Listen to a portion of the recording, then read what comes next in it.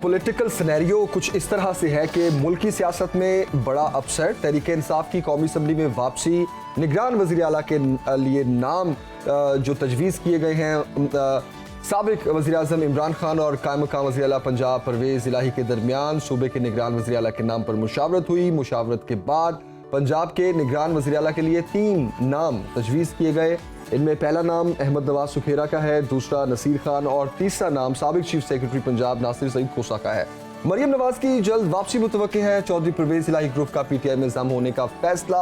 उसके बाद काफ लीग में जो सूरत हाल चल रही है उस पर भी हम तफसील से बात करेंगे।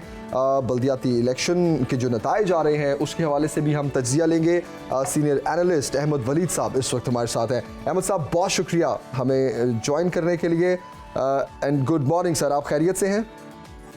जी ठीक है सर। क्या हमारी सियासत भी खैरियत से है, क्या कहेंगे? सियासत एक खैरियत से नहीं, बिल्कुल खैरियत से नहीं।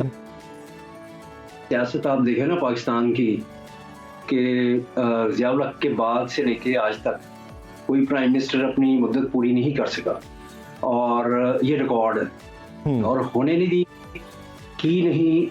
मतलब इस तरह से पाकिस्तान की जमहूरियत जो है उसको इतने सेटबैक्स लगे कि दुनिया के किसी मुल्क में ऐसा नहीं हुआ होगा। ठीक है, गवर्नमेंट्स जो हैं पॉपुलर होती हैं लेकिन ये कि थ्रू लीगल तरीक़ेकार से, जैसे डेमोक्रेटिक वे है उससे, तो ठीक है। इमरान खान साहब की हुकूमत जो है एक नो कॉन्फिडेंस मोशन के थ्रू हुई है, उसमें इमरान खान साहब गए हैं। ये पहले प्राइम मिनिस्टर पाकिस्तान के जो इस तरह से अपनी हुकूमत खो बैठे।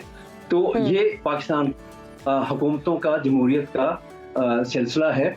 तो जब भी जमहूरियत आती है, क्योंकि सियासतदानों को ब्रांड किया जाता है कि ये बहुत चोर हैं, गंदे लोग हैं। फिर एक इमरान खान साहब आ गए, उनको ज़रा बड़ा स्पीकर मिल गया जिस पे उन्होंने सारे पाकिस्तान के सियासतदानों को कहा कि मैं किसी के साथ बैठ नहीं सकता क्योंकि ये सब चोर है। तो अब मुल्क जो है कैसे आगे बढ़ेगा ये उन्हें भी नहीं पता कि वो कहते हैं कि मैं इन लोगों के साथ नहीं बैठ। तो अब देखें, अब कह रहे हैं कि मैं असेंबली में वापस आने के लिए तैयार हूँ। पता नहीं क्या चाह रहे हैं कि मैं आऊँ, केयर टेकर गवर्नमेंट बनाऊँ, या उनके जहन में क्या है, या मान रहे हैं कि मुझसे हो गई है इस्तीफे दे के। 95% MNAs ने उस वक्त इमरान खान साहब को कहा कि आप इस्तीफे ना दें और असेंबली में अपोजिशन करें और ठीक है एहतजाज करें अपनी जो हुकूमत आपकी गई है उसके खिलाफ। लेकिन इमरान खान टस से मस नहीं हुए और बड़े बड़े लोग जो हैं वो भी कहते रहे कि इमरान खान जो है उनको जितनी मकबूलियत बाहर रह के मिली है वो अंदर रह के नहीं मिलनी थी। लेकिन मेरा ख्याल है कि वो गलत है। आपको अगर आपने पार्लियामेंट के अंदर नहीं रहना, पार्लियामेंट को तौकीर नहीं देनी, तो फिर आप पार्लियामेंट की सियासत छोड़ दें, आप घर बैठें। आप मतलब पार्लियामेंट नहीं चाहते, यानी आप एक तरफ आप मानते हैं मुझसे बड़ी गलती है, वो वापस जा तो रहे हैं। हाँ, लेकिन ये कि एक तरफ देखे, आपने देखा उनको कि केपी में कहते हैं हाँ नहीं मुझसे हम नए थे, हमें पता नहीं था, हमसे बड़ी गलतियां हो गई। फिर नई हुकूमत हमें मिली कौमी, उसमें भी हमें 3.5 साल में हमें बहुत सारी चीजों का पता नहीं था। तो भैया आप अपोजिशन में बैठेंगे, वहाँ पे कानून सीखेंगे, वहाँ पे आप मतलब अपोजिशन करेंगे, फिर आपको पता चलेगा जब अगली दफा हुकूमत में आए। अच्छा, अहमद वलीद साहब, जो फिर पीटीआई की जानिब से इस्तीफे दिए गए थे कौमी असम्बली में, उनका क्या बनेगा? जिन इस्तीफों में से कुछ मंजूर भी कर लिए गए थे, तो अब बेसिकली आपके ख्याल में मुतवक्के प्लान ऑफ एक्शन क्या है पीटीआई का कि असेंबलीज केपी और पंजाब असेंबली डिसॉल्व करने के फैसले के बाद कौमी असम्बली में दिए गए इस्तीफों को अब क्या वापस लिया जाएगा? और वापसी का जब वो वापस कौमी असम्बली में जाएंगे तो आपके ख्याल में पीटीआई का अगला लाहेमल क्या हो सकता है? देखिए, एक तो इमरान खान साहब जो हैं और इनके साथी जिन्होंने इस्तीफे दिए, पहले दबाव डालते रहे स्पीकर के ऊपर, आप हमारे इस्तीफे मंजूर करें। वहाँ उनका दबाव भी करते रहे। वो हुकूमत कहती रही इनको कि आप ना करें, इस तरह से इस्तीफे इस तरह से ना दें, असेंबली में आगे बैठें। आप जो है आप वापस आना चाहते हैं तो ठीक है, अगर आप आना चाहते हैं स्पीकर को बोले कि जी बिल्कुल हम वापस आना चाहते हैं, हम यहाँ बैठेंगे, जितने भी आपके अरकान हैं जिनके इस्तीफे कबूल हो चुके हैं, कईयों के हो चुके हैं, तो आप आगे बैठे सियासत करें और जब इलेक्शन की टर्म आएगी तो फिर उसमें हिस्सा लें। जी अहमद वली साहब, कहिएगा कि मरियम नवाज की वतन वापसी से क्या नून लीग की गिरती सियासत को कोई सहारा मिलेगा? देखिए जी, कुछ हद तक तो फायदा मिलेगा, लेकिन मरियम जो है वो भी देखे ना कि आपके अपने जो मुस्लिम लीग नवाज के जितना सपोर्टर है वो 4 दिन बोलेगी, फिर उसके बाद लोग पूछते हैं अब खामोश क्यों है, अब बाहर चलेगी, वापस क्यों नहीं आ रही। यही मुस्लिम लीग नून का बहुत बड़ा डिलेमा है और इससे वो लूज कर रहे हैं।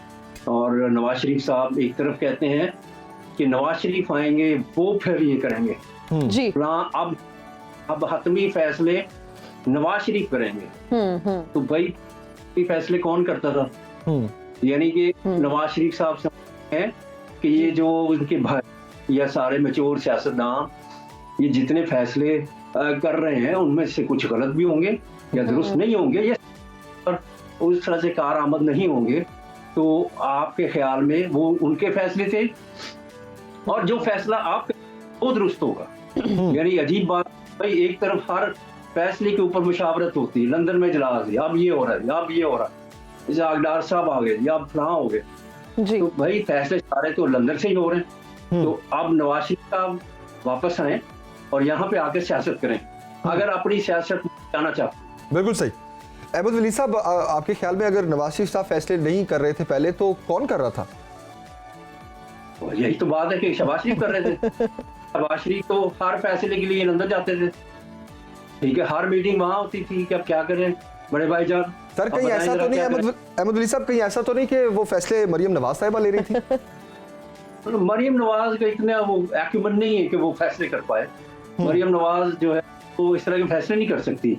मरियम नवाज जस्ट तकरीरें कर सकती है, अच्छा बोल लेती है, नवाज शरीफ को रिप्रेजेंट कर सकती है और इमरान खान को उनके जवाबात दे सकती है बड़े अच्छे अंदाज में, और अपना सपोर्ट बैंक है उनको प्लीज कर सकती है कि अब मरियम ने देखें सही तरीके से इमरान खान को जवाब दिया, क्योंकि शहबाज शरीफ उस तरह से जवाब नहीं देते इमरान खान को। अच्छा अहमद वली साहब, अब चौधरी परवेज इलाही ग्रुप का पीटीआई में जाम होने के फैसले पर चौधरी शुजात ने नोटिस जारी किया और पीटीआई में जाम होने के बाद काफली का मुस्तकबिल अब आप क्या देख रहे हैं?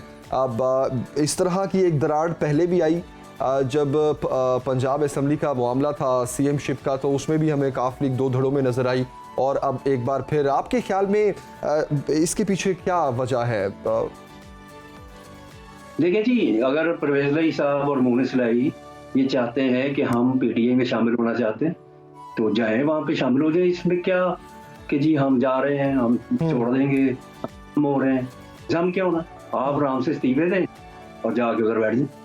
तो चॉइस जो है वो खुद ही अपना बाकी काफली जो होगी वो उनको देखेंगे। अगर वो उनमें कोई इतना काफली को संभालने का होगा तो चीमा साहब हैं, तो शुजात साहब हैं, कोई अगर 8-10 सीटें वो भी निकाल लेंगे तो काफली जिंदा रहेगी उनकी तरफ से।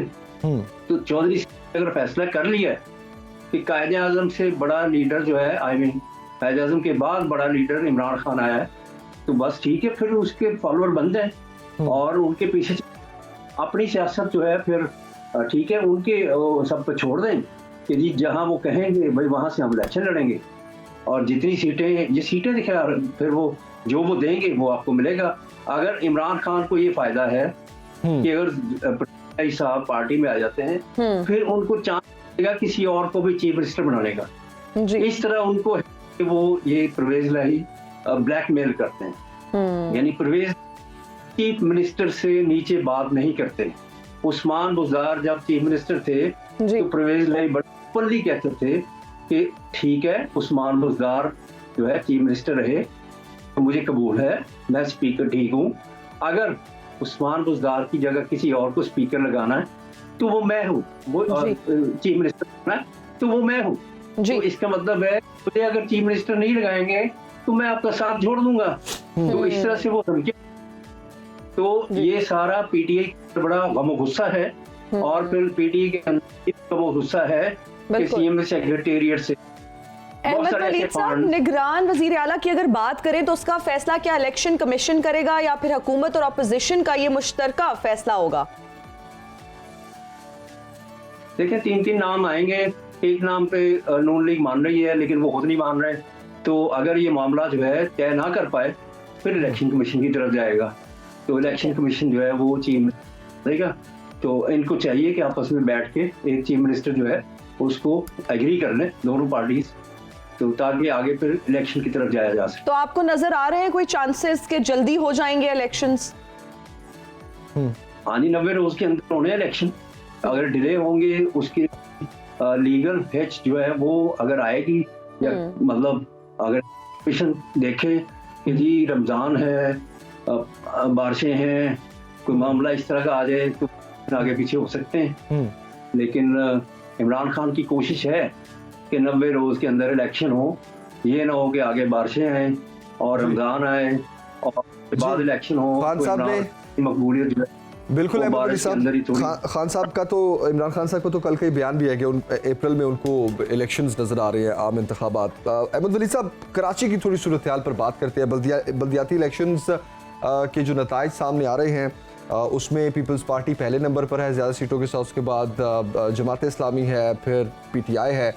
तो अब ये भी कहा जा रहा है कि हम नताइज नहीं मानेंगे, जमात इस्लामी की जानिब से भी कुछ सीट्स पर ऐसा कहा गया है। आपके ख्याल में क्या बल्दियाती सेटअप जो है वो फाल हो जाएगा कराची में? ये सेटअप तो बहाल हो, ठीक है, एहतजाज वगैरह होंगे।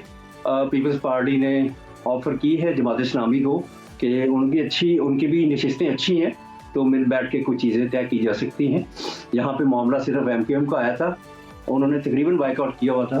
तो कराची में लोग ये कह रहे थे कि अगर 10 वोटर है टोटल MQM का, तो 2 वोटर जो है निकले बाहर वोट डालने के लिए। तो लो टर्नआउट, बहुत लो टर्नआउट था, सड़कों पे कोई नजर नहीं आ रहा था, और दूसरे छोटे शहरों में ज़्यादा टर्नआउट था कराची की निस्बत।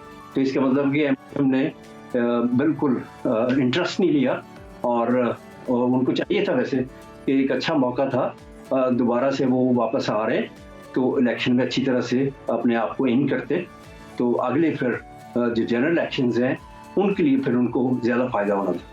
अहमद वली साहब, क्या आपको लग रहा है कि MQM विफाक में हुकूमत का साथ छोड़ देगी? नहीं, ऐसा नहीं लग रहा, क्योंकि ये जो MQM है उसने धमकी तो जरूर दी थी कि हम वफाक से अलग हो सकते हैं, लेकिन ऐसा मुमकिन नहीं है इस टाइम पे, क्योंकि एक बड़ा क्राइसिस पैदा हो जाएगा और MQM ऐसा नज़र नहीं आ रहा। अगरचे उन्होंने इस तरह की बात की, लेकिन मेरा ख्याल है वो सीरियस नहीं थी, और इस तरह से में थोड़ा दूर रह के उन्होंने बल्दियाती इलेक्शन में तो उन्होंने अपना एक काम किया, एहतजाज रिकॉर्ड कराया कि भाई हदबंदियाँ आपकी ठीक नहीं थी, इनको आप ठीक करें, तो उसके बाद फिर हम लोकल बॉडीज इलेक्शंस में या आगे जो जनरल इलेक्शंस आएंगे तो उसमें हम हिस्सा लेंगे सही तरीके से। मेरा ख्याल है वो प्रेशर डालना चाह रहे हैं पाकिस्तान पीपल्स पार्टी के ऊपर कि आप हदबंदियाँ थी कराची की, उन्होंने काफ़ी सारे हिस्से जो है कराची से निकाल के तो सिंध में डाल दिए थे, जिसकी वजह से सिंध जो है उसका शेयर कम हो गया था, कराची का शेयर कम हो गया था, और MQM को बहुत ज़्यादा एतराज़ है इस चीज़। जी, अहमद वलीद साहब बताइएगा कि नवाज शरीफ साहब की वापसी आपको नजर आ रही है?